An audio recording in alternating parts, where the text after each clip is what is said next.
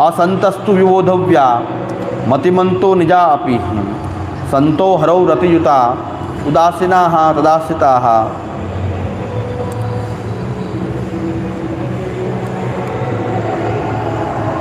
असंतस्तु विबोधव्या मतिमंतो निजा अपि। असंत जे છે એને જાણવા જોઈએ, ભલે આપણા પોતાના હોય છતાં પણ જે સેવા કથાનો વિવાદ કરે એવા હોય તો એને આપણે ઓળખી લેવા જોઈએ। ગમે એટલા બુદ્ધિશાળી નિજ હોય છતાં પણ ઉત્તમ બુદ્ધિવાળા ન હોય પણ આમ બુદ્ધિશાળી પોતાને ગણાવતા હોય, શાસ્ત્રજ્ઞાની ગણાવતા હોય પણ છતાં એને આપણે ઓળખી લેવા જોઈએ, કારણ કે સંત હોય તો હંમેશા પ્રભુમાં પ્રેમવાળા હોય।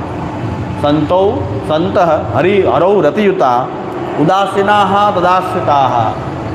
સંતની નિશાની એ છે કે હંમેશા એ ભગવાનને આશ્રિત હોય છે, પ્રભુના આશ્રિત હોવાનું દૈન્ય એનામાં હોય છે કે હું પ્રભુનો આશ્રિત છું, હું કાંઈ નથી, પ્રભુ સર્વસ્વ છે, પ્રભુ સમર્થ છે, એમ પ્રભુના જ ગુણગાન ગાનારા તદાશ્રિત હોય છે અને ઠાકુરજીમાં પ્રેમવાળા હોય છે। સંતને ઓળખવા પછી સંગ કરવો, સંતને ઓળખાવ્યા વિના એ સંગ ન કરવો જોઈએ।